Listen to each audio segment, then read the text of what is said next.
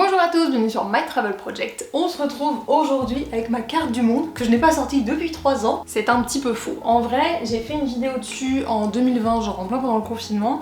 Elle était toujours accrochée à mon mur dans mon appart à Montréal. Et en fait, quand on est rentré du Canada il y a 2 ans et qu'on s'est installé à Saint-Malo, il y avait tout simplement pas de place en fait pour que je l'affiche dans l'ancien appartement. Donc elle a dormi pendant 2 ans dans son petit rouleau et maintenant qu'on a enfin cet appart, que j'ai mon propre bureau, j'ai enfin pu lui trouver un cadre digne de ce nom. Après chaque chose en son temps, hein. Comme tu vois, le cadre il est posé sur le haut de mon canapé lit actuellement pour que je filme cette vidéo. Le cadre n'est pas encore accroché au mur, hein. Mais donc je me suis dit que c'était la bonne occasion pour mettre cette carte du monde à jour, évidemment, avant de l'accrocher. Donc normalement, bien évidemment, il y a un truc en plexiglas dessus pour la protéger, mais que j'ai enlevé pour le bon déroulé de cette vidéo. Et donc ce que je vais faire, c'est que je vais mettre à jour ma carte du monde et gratter les pays que j'ai visités depuis la première fois que je t'ai présenté cette carte du monde en 2020, c'est-à-dire il y a 3 ans. Donc bien sûr, pour connaître les pays que j'ai visités et ne pas juste te fier à cette carte, n'hésite pas à regarder la barre d'infos, je te mettrai le lien de la première vidéo où je gratte vraiment de zéro cette carte du monde. Il y a 2-3 anecdotes marrantes, il y a même peut-être des photos de moi bébé dedans. Mais donc on va commencer tout de suite et mettre à jour cette carte du monde version 2023. La première fois que j'ai gratté cette carte du monde, c'était en avril 2020.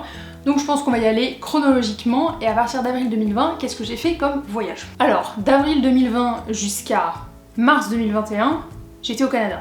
Je pense que tu peux un peu t'en douter, mais c'était le Covid, le confinement, tout ça, donc je ne suis pas partie à l'étranger. Enfin, genre j'habitais au Canada, donc je suis restée au Canada. J'ai fait quand même pas mal de voyages, j'ai beaucoup visité le Québec à ce moment-là. Enfin des coins du Québec que je connaissais pas. Je suis aussi partie en voyage dans l'ouest canadien, donc en Alberta et en Colombie-Britannique, entre décembre et janvier 2021. Mais comme tu peux le voir sur cette carte juste ici, j'ai déjà gratté ces provinces-là parce que j'étais déjà partie dans l'ouest canadien en juillet 2019. Donc je suis restée au Canada et après en mars 2021, je suis repartie en France. Et en juillet 2021, j'ai découvert un nouveau pays en Europe qui est la Slovénie. Tellement petite, j'ai cru que je l'avais pas trouvé. Alors je l'ai gratté, mais il est possible que j'ai gratté un peu les frontières à côté, parce que c'est minuscule. D'ailleurs la dernière fois quand j'avais gratté ma carte du monde, je l'avais gratté avec une pièce de genre 1 ou 2 dollars canadiens, je sais plus.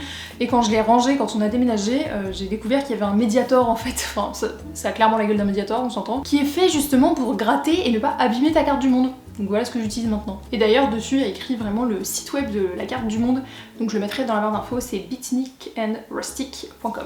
Petit aparté terminé. Donc j'ai découvert la Slovénie en juillet 2021, donc j'ai atterri à Ljubljana et j'ai passé genre 10 jours en Slovénie où j'ai visité Ljubljana, j'ai visité le lac de Bled et ensuite la côte slovène en m'arrêtant à Piran pendant 4 jours. C'était mon deuxième voyage solo et la première fois que je découvrais la Slovénie, et je pense que ça a été juste 10 jours donc ça reste assez court, mais c'est un voyage assez symbolique, je dirais, dans mon cœur, parce que c'était mon premier voyage, je dirais, je vais pas dire post-Covid, mais post-grosse période dure de Covid, et dans un nouveau pays. C'était aussi un deuxième voyage solo, et le premier était quand même quelques années avant, donc je sais pas, ça a quand même une place spéciale dans mon cœur. C'est aussi un pays qui est magnifique. Donc si t'as l'occasion d'aller en Slovénie, vraiment je te le conseille. Moi c'est, je sais pas, c'est un pays où j'ai beaucoup de bons souvenirs. J'avais vraiment, je pense, l'envie et le besoin à ce moment-là de sortir de ma zone de confort, et donc je l'ai fait avec la Slovénie et c'était très cool. Donc directement après la Slovénie, bam, je suis partie en Italie, mais comme tu vois le pays est déjà gratté. Et on s'était fait un road trip avec ma pote Lauriane de genre 1 semaine. On est parti de Venise, après on est passé dans les Dolomites jusqu'au lac italien et on a terminé à Milan. Franchement, le feu, un de mes meilleurs road trips, un de mes meilleurs voyages, donc je te mettrai le lien de tous les vlogs dans la barre d'infos. Et après ça, en fin d'année 2021, j'ai visité un nouveau pays, cette fois-ci en famille, qui est l'Islande. Bah là tu vois, il y a un peu plus à gratter que la Slovénie. Honnêtement, c'est pas le truc le plus facile, leur Mediator quand même. Donc je comprends le principe de paniquer la carte, mais quand ça n'enlève rien, c'est un peu complexe quoi. Donc j'ai passé 5 jours en Islande au moment des vacances de Noël en famille, donc 5 jours ça reste quand même relativement court, ce qui fait que j'ai atterri à Reykjavik, enfin à l'aéroport de Keflavik, mais j'ai pas découvert Reykjavik. Et moi qui adore découvrir les villes, je me dis que j'aimerais bien retourner en Islande pour justement découvrir Reykjavik, mais on a quand même eu l'occasion de faire un bon tour dans le Cercle d'Or, donc c'est un endroit en Islande qui a peut-être 1h30, 2h je dirais de Reykjavik, où t'as beaucoup d'endroits naturels à voir tout simplement. Donc je pense aux cascades de Gullfoss, je pense au geyser donc de Geysir. On est allé au parc national de Thingvellir aussi, enfin c'était vraiment des paysages qui étaient magnifiques. Je trouve que pour le coup l'Islande c'est un pays qui a des paysages que tu vois, je vais pas dire nulle part ailleurs sur la planète parce que je n'ai pas visité toute la planète, mais en tout cas personnellement c'est vraiment des paysages que j'avais jamais vus de ma vie. c'est très volcanique forcément, et il y a des phénomènes géologiques, naturels que moi j'avais jamais eu l'occasion de voir, donc pour ça c'était vraiment une belle découverte. Je pense que c'est un truc que j'aimerais bien faire, ce serait de revenir en Islande et de vraiment faire tout le tour de l'Islande en 10 jours, 2 semaines par exemple, pour voir tous ces coins hyper naturels que t'as pas trop l'occasion de voir sinon en Europe, en France par exemple. Après je dis ça, l'Islande c'est l'Europe, mais genre l'Europe continentale je parle. Donc ça a été mon dernier pays de l'année 2021, ça a été de découvrir l'Islande. Et ensuite on arrive en 2022 et là mon premier voyage en 2022, c'est un pays aussi que j'avais déjà visité, c'était la Tanzanie. Je suis donc retournée en Tanzanie où j'ai fait en effet un safari pendant quelques jours, mais surtout, et c'était la raison première pour laquelle j'allais en Tanzanie, c'est que j'ai fait l'ascension du Kilimandjaro. Pareil, je vais pas te raconter toute l'histoire, il y a plein de vidéos sur le sujet où je t'explique pourquoi j'avais décidé de faire l'ascension du Kilimandjaro, pourquoi j'avais une deadline pour faire l'ascension du Kilimandjaro, donc je te mettrai pareil toutes les vidéos dans la barre d'infos. Mais en tout cas ça a été un super voyage, je pense que je le disais dans ma dernière vidéo de carte du monde justement, qu'il y a des pays que j'ai visités étant plus jeune que j'aimerais beaucoup redécouvrir avec des yeux d'adulte, et la Tanzanie ça a été ça, je pense notamment évidemment pour la partie safari puisque je n'ai pas fait l'ascension du Kilimandjaro quand j'avais 8 ans, mais le fait de pouvoir redécouvrir les paysages tanzaniens, de pouvoir découvrir les animaux de la savane, non plus avec mes yeux d'enfant de, je sais plus quel âge j'avais, peut-être 8 ou 10 ans, versus mes yeux d'adulte, je trouve que ça fait une énorme différence et ça m'a permis d'autant plus apprécier la beauté du pays. Donc la Tanzanie c'était en février 2022, après en mai 2022 j'ai découvert, tu peux pas l'appeler un pays, je pense pas. Dis-moi dans les commentaires si tu considères que c'est un pays ou non. Mais je t'explique ma situation. En mai 2022, on est parti sur un week-end découvrir l'île de Jersey. Donc Jersey, c'est une île qui est à 60 km à peu près au nord de Saint-Malo, donc dans la Manche. Ça fait partie des îles anglo-normandes, c'est rattaché au Royaume-Uni. Jersey a sa propre monnaie qui s'appelle aussi le pound, mais genre c'est le pound de Jersey. Et donc je sais pas trop si tu peux considérer ça comme un pays. Parce que techniquement au Royaume-Uni, t'as plusieurs pays dans le Royaume-Uni, t'as genre l'Angleterre, l'Écosse, tu vois. Donc est-ce que tu considères que Jersey est un pays? Je ne sais pas trop. J'aurais tendance à dire que non, mais dis-moi ce que t'en penses dans les commentaires. Toujours est-il que j'ai visité Jersey, mais que c'est tellement minuscule que évidemment là, sur cette partie-là qui est la Manche, y a rien à gratter. Voilà. Mais donc j'ai visité Jersey en mai 2022, c'est-à-dire un super week-end, et je pense que j'aimerais bien y retourner, peut-être pas maintenant parce que ça reste quand même relativement frais, c'était il y a juste 1 an, mais pour voilà, découvrir un peu d'autres coins de Jersey, même si j'avais déjà beaucoup visité, c'était une île qui était super agréable et je trouve que pour un week-end c'est vraiment sympa d'y aller. Et en juillet 2022, on est parti pour notre voyage de 2 mois et demi en Asie. Et là, j'ai découvert quelques pays en plus. Donc tout d'abord, on a atterri à Singapour. Mais on n'a pas visité Singapour au début du voyage, donc je vais pas le gratter tout de suite. Après être arrivé à Singapour, on est parti direction le Vietnam, que j'ai déjà visité à maintes reprises.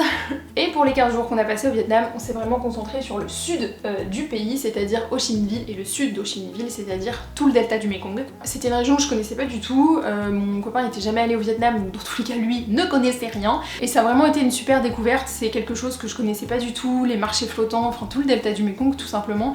Ça a aussi été, je pense, les 2 semaines où on a vu le moins de touristes de nos 2 mois et demi en Asie. Non pas qu'on ait été assaillis de touristes non plus ensuite, mais vraiment, il y avait personne. Enfin, on s'est retrouvés dans des villes, on ne croisait pas un seul touriste occidental pendant tout le temps où on était dans cette ville quoi. Donc ça c'était pour le début du voyage, on a passé 2 semaines au Vietnam et ensuite on est parti en Malaisie. Alors j'ai gratté que la Malaisie péninsulaire parce que, donc si tu ne le sais pas, la Malaisie est divisée entre la Malaisie péninsulaire, c'est-à-dire vraiment la partie qui est reliée au continent asiatique, et l'île de Bornéo. L'île de Bornéo est en l'occurrence divisée en 2, entre la partie malaisienne et la partie indonésienne. Mais en l'occurrence, pendant les 4 semaines qu'on a passées en Malaisie, on n'est pas allé à Bornéo. Donc je trouvais ça un peu bizarre pour le coup de gratter la partie de Bornéo, donc j'ai gratté que la Malaisie péninsulaire, c'est-à-dire là où on est resté. Ça a été une belle découverte, la Malaisie, parce que c'était la première fois que je découvrais une culture asiatique qui était beaucoup plus asiatique, indien, indonésien,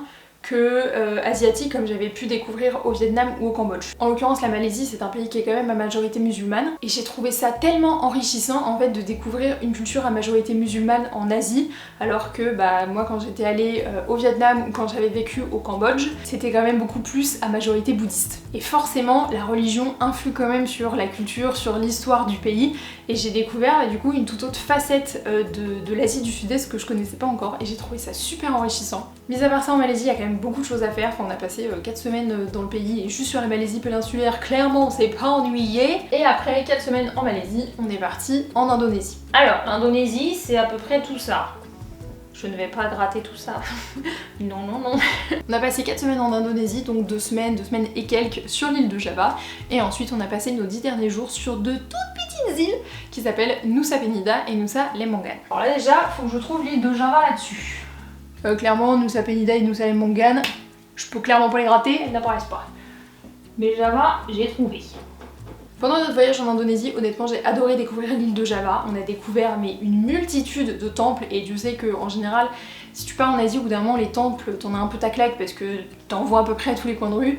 Mais là, j'ai trouvé que c'était tellement, je sais pas, riche culturellement, historiquement, que de voir des temples tout le temps, ça m'a pas du tout dérangé. Alors certes, il y a des villes qu'on a visitées sur l'île de Java, je pense notamment par exemple à Jakarta ou Bandung, qui sont clairement pas les villes les plus touristiques, et c'est sûr que tu vas pas non plus y passer 5 ou 6 jours parce qu'il n'y a pas tant de trucs que ça à faire. Pour autant, j'étais quand même très contente de découvrir ces villes et de faire des étapes en fait dans ces villes-là. Justement parce que c'était peut-être des étapes qui étaient un peu moins touristiques, et je suis contente qu'on soit aussi intéressé à des étapes un peu moins touristiques en Indonésie. Je trouve que depuis quelques années, l'Indonésie ça reste un pays où les gens vont de plus en plus, mais surtout à Bali. Franchement ça je vais le dire, mais c'est un truc qui m'énerve, c'est quand les gens disent je vais à Bali comme si c'était un pays à part entière, tu vois.